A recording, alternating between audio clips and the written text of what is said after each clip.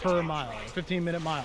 Now, if you're just starting out, that might be a little fast, okay? But it's definitely something that you should be working up to. And in order to achieve a 15-minute mile wearing something like a 35-pound pack dry, you're really gonna have to be strutting it out, okay? This isn't like a leisure stroll. That would be around a pace like this. Now you can see I'm moving. You know, a 15-minute mile is gonna get you breathing heavy. It's gonna make sure that you're actually getting the most out of the workout, and it's gonna make it so that you're not wasting a whole lot of time. Now, if that's like a struggle for you and you just can't really achieve that standard right off the bat, no big deal. You know, just do the best you can and get used to actually walking with weight on your back. You don't want to go too hard, too fast, because then you're just begging for injury, and that's the last thing I'd want you to do. I want you to really focus on your foot plant. I want you to focus on your stride and being able to control the weight at the base of your body, because really, even though a lot of the weight is sitting here on my shoulders, it's my legs and all the joints that make up my legs that are taking a lot of the brunt of that weight. So make sure you feel comfortable with the weight on your back and moving with that weight before you try to increase the speed at all. And as you get more and more comfortable with it, you'll see speed will come, you'll be able to challenge yourself more and more, and you'll get more and more out of your ruck marching workouts as you progress. And eventually, you'll be able to run with a rucksack without causing injury to yourself and reach speeds to around 9 to 10-minute miles. But don't do that right off the bat, okay? Because you're just gonna hurt yourself. That's not what I'm not telling you to do that. Now, locations for ruck marching. You wanna try to avoid hard surfaces. You wanna get out there in the trails. You wanna get out there where it's soft surfaces. You wanna make sure that your ruck training is as low impact for you as possible. That's gonna help you to absorb all the shock that you're putting onto your body regardless of your speed.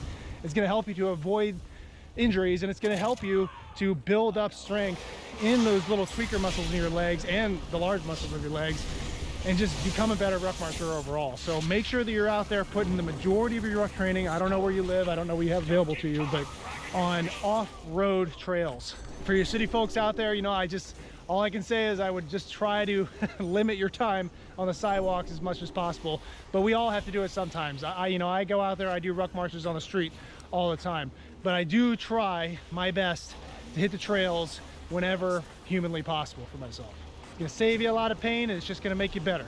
All right, guys, one more subject before I let you go, and this will be quick. Let's just real quick touch on the frequency. What sort of frequency are you aiming to achieve with your ruck training? How often should you be rucking? I would say for most of you out there that are anywhere between just starting out fresh to intermediate to moving into the advanced level of rucking, you shouldn't be training any more than 2 times a week. Keeping one of those training sessions more of like a leisurely stroll, okay, nice and easy. You're really just focusing on your strut and your form and just moving with the load. And your second session, really focusing on increasing your speed. Twice a week, give yourself at least a day buffer in between, at least a day. Now, what those 2 individual sessions are gonna look like, that's all gonna be dependent on your own individual training plan and the goal that you're actually after yourself. But I do feel confident in saying that you shouldn't be rucking any more than 2 times a week, because if you do, you're just putting too much strain on your body, you're not allowing yourself enough time to heal, and you're really just doing more harm than good. In most cases, in most cases. And if you're still looking to put some miles under your feet during the week, go ahead and supplement your ruck training with some running. And running in between your ruck marching training is a great way to supplement your training while still giving your body the recovery that it needs. All right, guys, so those are some of the basics of ruck marching. Those are some of the things that I've really been focusing on lately as I'm making my way through this training.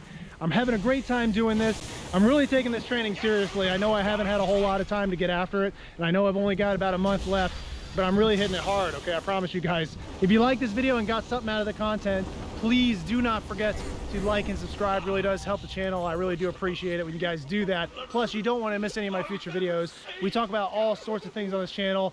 We have a whole bunch of more information on ruck marching, more to come, I promise you. We talk about all things fitness, military career enhancement, motivation in life, all sorts of things. So don't forget to like and subscribe. I'll keep you guys updated as I'm making my way through training for this fan dance coming up. I've got about a month left, so you can expect a few more videos about that. But now it's time for me to really get going and focus on this training day, so I'm gonna go ahead and do that. So besides that, I've got nothing else for you, and I'll see you on the next one.